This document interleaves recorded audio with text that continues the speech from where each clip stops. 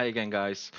Today we'll be playing some Hearthstone. Of course, I asked the question on Instagram to my friends. Most of you wanted Hearthstone, but it was a close margin between Old School RuneScape and Hearthstone for all of the games that I mentioned on my question. So don't worry, I will also come up with videos for Old School RuneScape, League of Legends. One of my friends also suggested FIFA.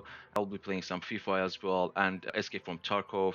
Am I missing something? Of course, there will be more Formula One content as well. But by the way, thank you so much for participating in all of the questions that I've been asking on Instagram, guys. It definitely keeps me going. So it definitely encourages me. I think we had almost 10% participation rate on the questions that I posted on Instagram. That's really, really high. So thank you so much for all of your times, guys, and all of your efforts. So it definitely helps. Keep the support going, guys. I love you. I love you all. Hearts, or whatever. Moving from the cringe parts, of course, today we will be playing some Hearthstone. I'm not sure if you know it, guys, but of course, you can see the banner right behind me, and that banner is, of course, banner of the Alliance. What is Alliance? Of course, when we talk about Alliance, we also talk about World of Warcraft and Warcraft universe. Many years ago, Blizzard came out with this RTS game, a strategy game called Warcraft, which started the whole universe, which quickly became kind of my Bible, really. I really like it. Most of the people, for example, loves Star Wars, loves Lord of the Rings, but for me, that Bible, that really special fantasy world will be the Warcraft universe and will be Azeroth. It's so important that I already have it inked on my body. As you can see here, there is Hearthstone. I have a tat on my body right now.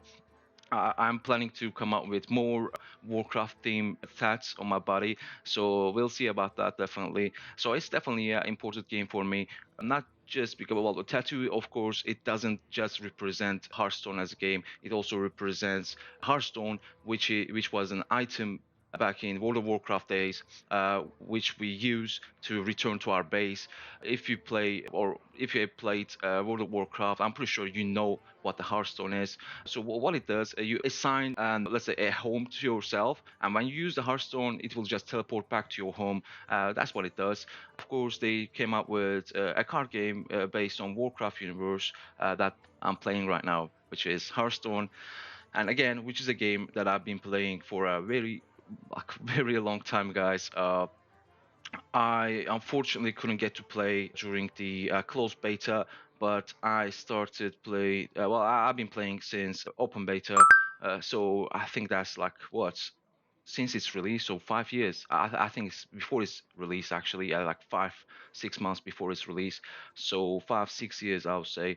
So once I've been very, very active in this game, but nowadays I don't play it a lot, but it is still very, very important video game that I had in my life, and I'm still, playing it sometimes. So yeah, let me just, of course, like I did with Formula One, I will start off with telling of the basics of the game, what it is, what it does. We already talked about the what Hearthstone is, comes from, and now let's just speak about the basics of the game. Of course, like in World of Warcraft, we have different classes. Let me just show you the classes right here, guys. Well, it's the same classes that we have in World of Warcraft. So it is Demon Hunter, Druid, Hunter, Mage, Paladin, Priest, Rogue, Shaman, Warlock, and Warrior. So these are the classes that we have. You need a deck to play this game, which makes it a card game. Well, what are the card games? I'm sure you heard some other card games before in your life. Let's say forefather, the father of this game is definitely Magic the Gathering. Magic the Gathering is one of the most famous card games out there, and you play it with physical cards. They actually came up with their own game, which is called Magic the Gathering Arena. You can also play that. Well, this time around, by the way, I will be looking forward to use more graphics on my video. So I mentioned Magic the Gathering Arena. I'll be probably leaving the link somewhere in this moment right now. So yeah. So Magic the Gathering is definitely the father of this game, and there is many other games like Yu-Gi-Oh! That is another very famous cartoon game which involves around a card game basically. This is just the card game which takes in Azeroth, Warcraft universe, which is, like I said, is very important and famous. Yeah, definitely my favorite fantasy universe. Definitely. Again, you need a deck to play this game, and to create a deck, it's pretty simple. When you start the game for the first time, it will come up with some basic decks. Right now, I have some complicated decks, but I will be talking about those decks as well. I mean, my decks. When you start the game, I know this looks scary because there's literally thousands of cards. Well, right now these are the cards that I have, and when you click on this crafting button, it will also come up with all of the other cards that I can craft, which will be creating the whole of the cards that we have currently in the game.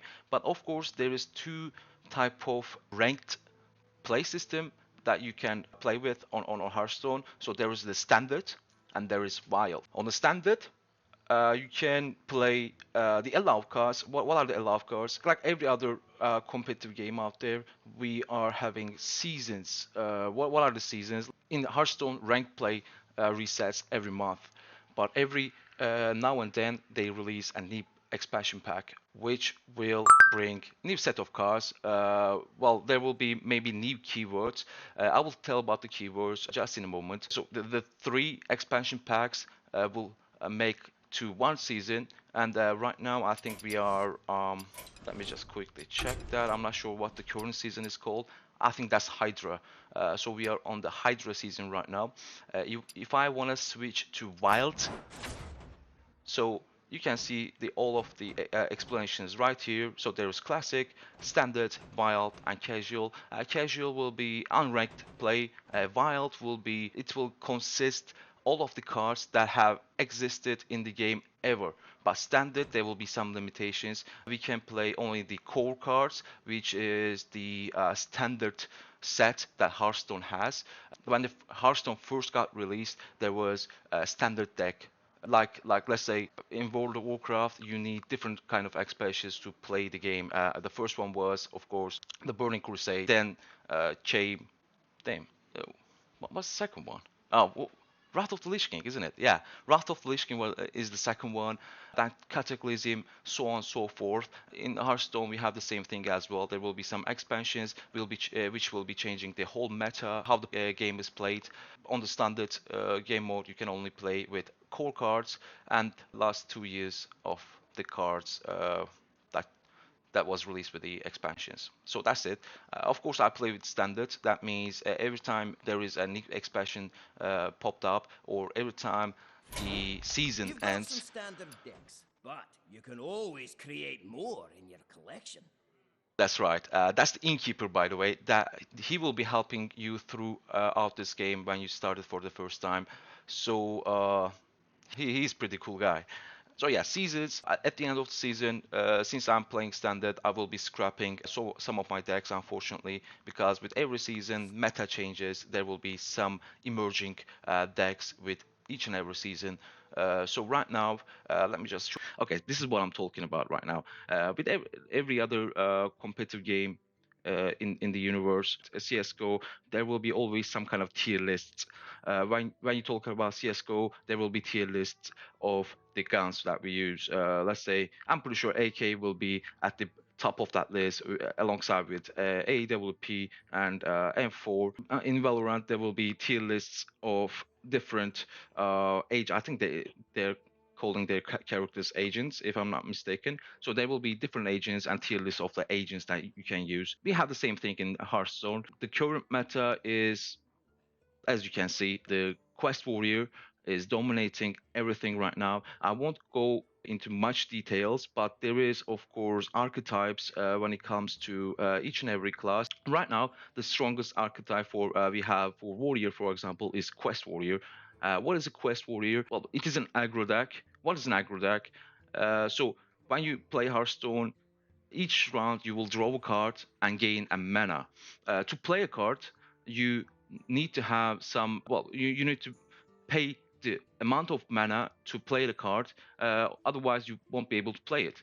And since you're gaining one mana each and every turn, aggro decks are mainly well built or consists of low cost cards who is trying to dominate early game and gain the ball advantage and then just kill the opponent as quick as possible. That's what an aggro decks are. Of course, there will be some other decks like mid-range decks, what we call mid-range decks. Mid-range decks would be it will consist of some low-cost decks, but as well as some 5, 6, or 7 mana cost cards to just uh, gain the advantage in the early game, then build or keep that momentum going into the mid or into the late game. So that's what range decks are aiming to do. Other than mid range, we have control decks. Of course, what is a control deck?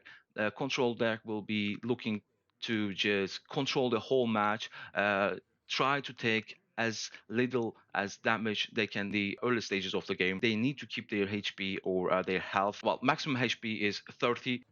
Control decks will be vulnerable against some aggro decks if they can't come up with decent answers to their early aggression. If you can't do that, you can just lose tons of HP, tons of health, and just you won't have any opportunity to use your control, use your late game tactics that you have in your deck. So that is what a control deck is. Of course, there will be lots of different archetypes. I'm just telling you guys about the most basics that we have. The fourth one would be the combo deck. Combo decks are, well, generally they are building their decks around one strategy. Which will kill the opponent. Most of the time, combo decks have OTK, what we call OTK, which is one turn kill. So you are looking for when you play a combo deck, you will just try to defend yourself against enemy minions and enemy aggression. Keep yourself alive until you can drop all of your combo piece and then play the combo, kill your opponent, finish the game. That's what a combo deck is. Like I said, there is many other different archetypes, and you can just learn more about the game by visiting this webpage over, which you can learn a lot of things. Seriously, Quest Warrior has 60.44% win rate right now, which is insane. That just 60%. Like when you play this game, you will win 60% of the time automatically, because let's be honest, this is a card game, and of course we will be reliant on the how the deck is powerful, but of course it will be a matter of luck as well. And 60%, which is when you're thinking about a luck RNG, right, it will be a 50-50 toss up. But when you have a quest warrior going, you will be going against the odds of 60% versus 40%. So that's why following the meta is very important for Hearthstone, guys. Especially if you wanna get to some decent rank yourself. Currently, I'm only gold 10, for example, because I haven't played that much during the current season, current month. So I will be looking forward to push further up. And I actually recently came up with a new deck for myself, which was Mech Mage. Unfortunately, when I built this deck, it was win rate of that deck was around 56, 57%. Right now it's 55%. But today I will be mostly playing with my favorite class, of course, both in Warcraft universe and Hearthstone universe, which is Rogue. And I will be playing with the deck that I built that you won't even see in this meta chart right here. So yeah, moving on. Let's talk more about the cards and how the game actually works. Like I already mentioned before, there are some keywords that cards have. You'll sometimes see some text on the card. So when you play the card, it does something, right? So when you play an outcast card, for example, so this is a keyword that only Demon Hunter class uses. Outcast is when you play a left or rightmost card, if it will do something. But if it is in the middle of your hand, well, think about your hand like let's say Uno, right? When you play Uno, you will hold your cards like this, and of course there will be some leftmost and rightmost cards. So when you play either of those, it will do something with outcast keyword. But if you play the middle cards, it won't do anything. It will just be flat out 1 mana 1/1. So what is 1 mana 1-1, right? So I will be talking last like this, so you better learn the terms right now so you won't get so frustrated and confused, puzzled when we start to play some ranked games. I will play in some ranked games, like I said, with my rogue class, rogue deck, which I'm looking forward to, by the way, yeah. So 1 mana, 1/1. So like I said, when you start a game, you will start with 1 mana, and there will be the first starter. The second starter will be having a card, what is called coin. So when you have a coin, the first guy playing will have 1 mana, and he or she will be able to play a 1 mana coast card, which will be these cards right there. Then when the turn passes, the guy, well, the opponent will be on 1 mana as well, but he will have an opportunity to use his coin and push himself to second mana on the first turn. So he can play two coast cards like this one. Then the our guy, let's say, because I call the other guy opponent, our guy will have 2 mana. Then he can play two coast cards. Then the other guy will have 2 mana, going like this up to 10 mana, of course. When you get 10 mana, you won't be able to get any other mana crystals. What are mana crystals? These are the mana crystals I'm talking about. When we are playing the game, you will be able to see the mana crystals on the bottom right hand side, right here, when I'm pointing with my cursor right now. Attack is, well, the attack value of your card, and the health is the health value of your card. When it's your turn, you can choose to attack. When you hit 1/1 with 2/2, the 2/2 will have 2 attack and 1 HP remaining, because it will be killing this off since this has a 1 HP, and this will have 2 HP remaining, but it will be still alive. So those are the attacks and healths. There is different kinds of rarities of cards. As you can see, there's a gem in the middle of the card section. So the white one is the common card. This is a rare card, which is symbolized in blue, of course, like we have in most of games. I think we have it in Warcraft as well, World of Warcraft as well. The common items will be white, and rare items will be blue. Epic items will be purple, and legendary items will be in orange. So it is exactly the same here for Hearthstone as well. So if you have played World of Warcraft before, you will feel familiar with the cards, environment, atmosphere, everything the Hearthstone has. So it will be a nice change. I know the card games doesn't seem that attractive, but it is essentially like a chess. It is definitely helping you build up your critical thinking, and it will definitely improve your logic and your intelligence. That's what I believe, at least. Oh, unfortunately, camera just decided to slip, so you may be seeing a different angle right now. I'm sorry about that. Yeah, I was talking about rarity of the cards we have. It's essentially the same with the Warcraft universe, like most of the stuff, like I said.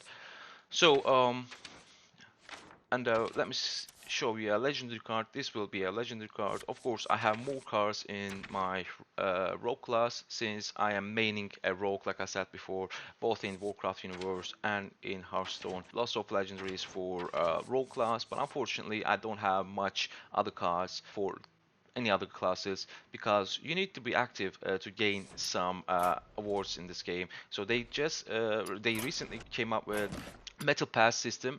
There is, like we have in Valorant, or I think Warzone also has it. Most of games, has it nowadays. So there will be, when you pay a price, you will be getting the you seen on the top of the chart here, Golden Blade Master Okani, which is a golden legendary. Then there will be free rewards you can get, and as you can see, I'm already on 54th level and already gained a lot. You can gain other pack, which will be exactly like the Pokemon boosters cards. I'm not sure if you ever watched any pack opening videos for Pokemon. So it will just come up with five random cards. The cards will be in random rarity. Of course, if you hit legendary with those packs, you will be hitting a jackpot. Legendary cards cost more. If you don't like any of the cards you opened from your packs, found from your packs, you can just come up here, click on my collection, and then just click onto the card you want to destroy. Of course, I can't destroy this card. This is untradeable, meaning that I earn this card by leveling up my Demon Hunter class. And let me try to find some of the tradable cards that I have. So, yeah, this one, for example, this is a legendary card. When I disenchant this, I will be getting 400 dust, which can later be used to create some other cards. Let's say a epic card, Forsaken Lieutenant. I can disenchant this for 100 dust. For commons, I'll be getting 5. And what am I missing? Rare, right? For rares, I'll get 20 dust.